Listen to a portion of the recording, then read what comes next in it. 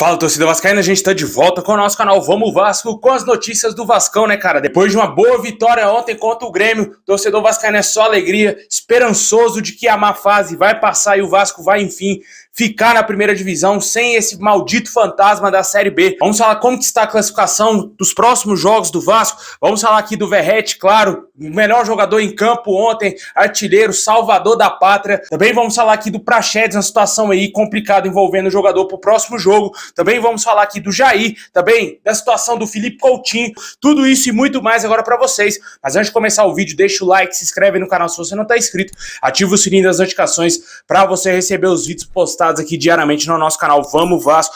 Se inscreve aí para ajudar a gente a chegar a 200 mil inscritos, falta muito pouco.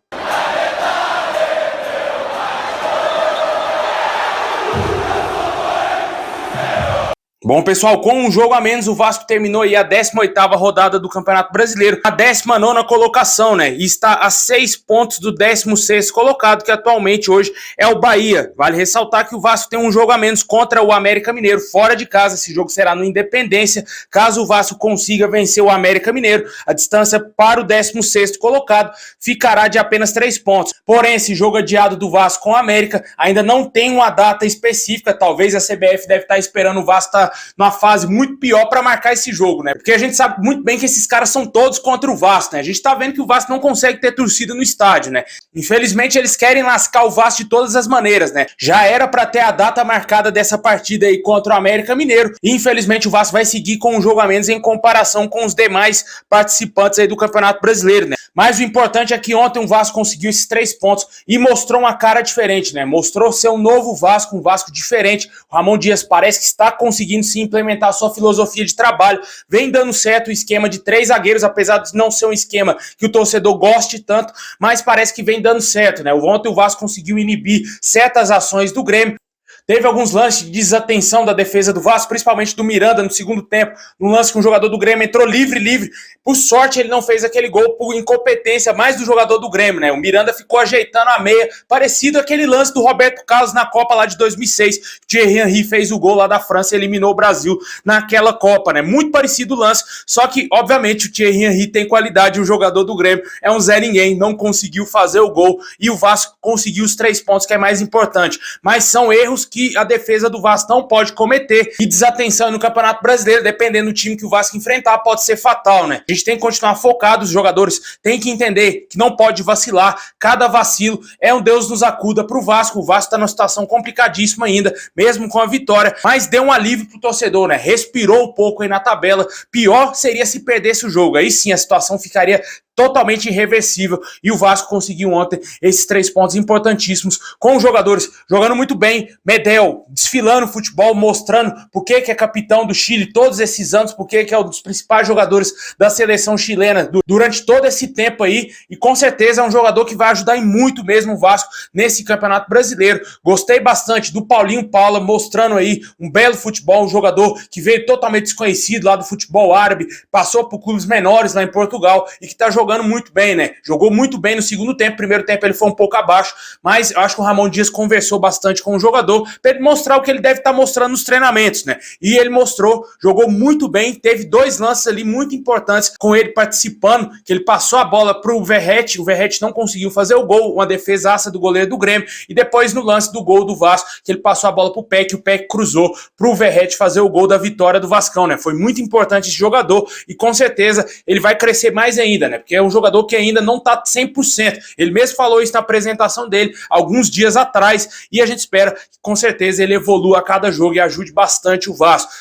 Gostei muito do Orediano, cara. Ontem, sem dúvida nenhuma, fez sua melhor partida com a camisa do Vasco. Foi até melhor do que naquele jogo contra o Corinthians, porque ontem o Vasco ganhou o jogo, né? Para valorizar mais ainda a atuação do argentino, que parece que, enfim, tá se encontrando no Vasco. A chegada do Ramon Dias vem sendo determinante aí para a evolução do Orediano e a gente espera que o argentino continue jogando bem, que o Vasco trabalhe bem a parte física dele para que ele consiga ter um pouco mais de resistência e ajude bastante o Vasco ainda nesse Brasileirão, para o Vasco se livrar desse rebaixamento rebaixamento, né? E claro, o craque do jogo, o homem da partida, Pablo Verratti, o artilheiro Sayajin, como eu falei aqui ontem no nosso canal, jogador muito importante, cara, fez o gol da vitória, tem tudo aí para ser um dos grandes atacantes do Vasco nesses últimos anos, e a gente espera que ele seja titular nessa próxima partida contra o Red Bull Bragantino, porque é um jogador que foi artilheiro no Campeonato Argentino, jogando por um clube menor, né, jogava no Belgrano, um time praticamente sem expressão lá no Campeonato Argentino, ele foi artilheiro por esse clube, um campeonato com Boca Juniors, com River Plate, com Racing, com Independiente, com São Lourenço, com Vélez, e o cara conseguiu se sobressair a vários jogadores melhores do que ele,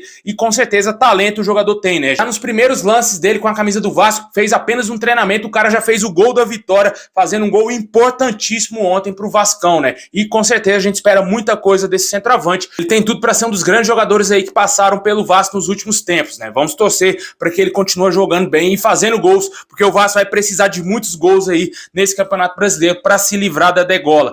Jogo contra o Red Bull Bragantino será nessa próxima segunda-feira, sem ser hoje, na próxima semana. É aquele famoso jogo que a Globo gosta de jogar para segunda-feira para transmitir no Sport TV, né? O Vasco vai jogar fora de casa contra o Red Bull Bragantino, um adversário perigosíssimo, tá vivendo uma ótima fase no Campeonato Brasileiro, apesar de ter um time muito limitado, mas os caras estão bem encaixados. Com certeza o Vasco vai ter muito trabalho, vai ser muito mais difícil do que foi esse jogo contra o Grêmio. O Grêmio, mesmo estando à frente do Red Bull na tabela, mostra um futebol muito inferior ao do clube paulista, e o Vasco vai ter muito trabalho para conseguir pelo menos pontuar nesse jogo, né? Obviamente a gente confia na vitória e que o Verratti faça mais gols e que o Vasco consiga os 3 pontos, né? Um fato importante para essa partida, o Praxedes, que é titular do Vasco, não terá condição de jogo porque ele pertence ao Red Bull Bragantino e o Vasco não vai poder utilizar ele nessa partida contra o Red Bull na próxima segunda-feira. Ontem, após o jogo, a vitória contra o Grêmio, o técnico Ramon Dias explicou o porquê do Jair não ter sido relacionado, né? A princípio, ninguém entendeu por que o Jair não foi para campo, né? Ninguém sabia que ele tinha uma lesão. O técnico foi e falou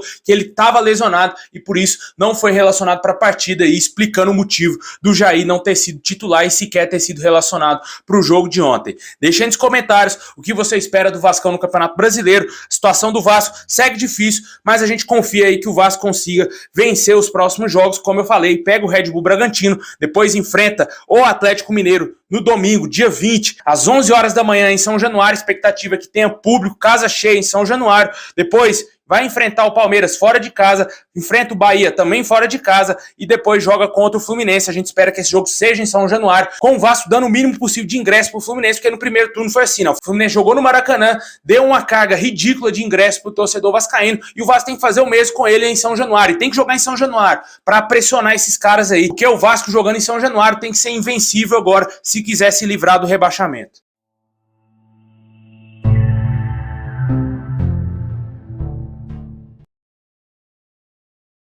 Bom, pessoal, ontem também na entrevista coletiva do técnico Ramon Dias, ele deixou bem claro aí que o meio-campista argentino Vietto não será reforço do Vasco. Ele disse que o jogador recusou a proposta do Vasco e disse que só quer contar com os jogadores que querem estar vestindo a camisa do Vasco e não jogadores que estejam somente balançados, né? Foi uma baita indireta pro meio-campista argentino que não será reforço do Vasco. Eu acredito que todo mundo aqui que está acompanhando esse vídeo já sabe dessa informação e o Vasco vai ter que buscar um outro nome aí no mercado, né? A gente não faz ideia se o Vasco tem um plano B, se tinha um plano B, né? Porque parecia que o Vasco estava apostando todas as suas fichas que o Vietto iria sim ser reforço do Vasco, devido à grande aceitação do torcedor vascaíno e nas redes sociais do cara. O nome do jogador parou na Times Square lá, mano. Os torcedores pedindo a contratação do cara, e o cara fez pouco caso e não quer jogar no Vasco, né? E agora o Vasco vai ter que buscar um outro nome aí no mercado e o torcedor fica esperançoso que ainda chegue um meia de qualidade, né? Eu não faço ideia quem seja esse meia. Se o Vasco não trazer ninguém, vai ter que contar aí com o Paulinho Paula para ser esse cara, porque ele mostrou que bola tem, né? Tem tudo para jogar bem, mostrar que pode assumir esse papel de meia de criação do Vasco. Na minha opinião, precisa contratar um outro meia, porque vai que acontece alguma coisa com o Paulinho Paula, vamos ter que utilizar o Carabarral, que sequer foi relacionado para o jogo de ontem. Na minha opinião, o Vasco tem que conseguir aí buscar sim a contratação desse camisa 10. Infelizmente,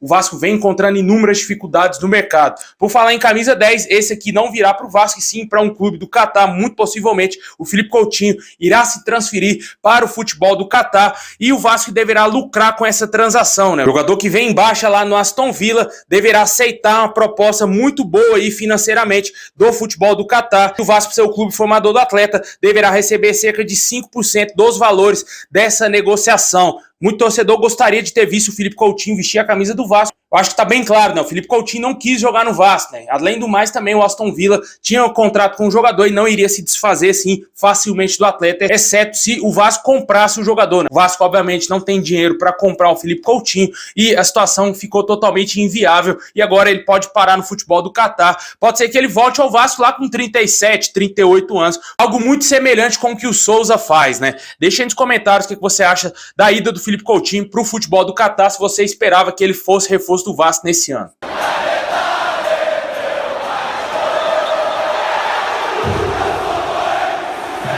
Bom, pessoal, esse é o vídeo de hoje. Valeu por ter chegado até o final. Deixa o like, se inscreve no canal, ativa o sininho. Tamo junto e é nóis.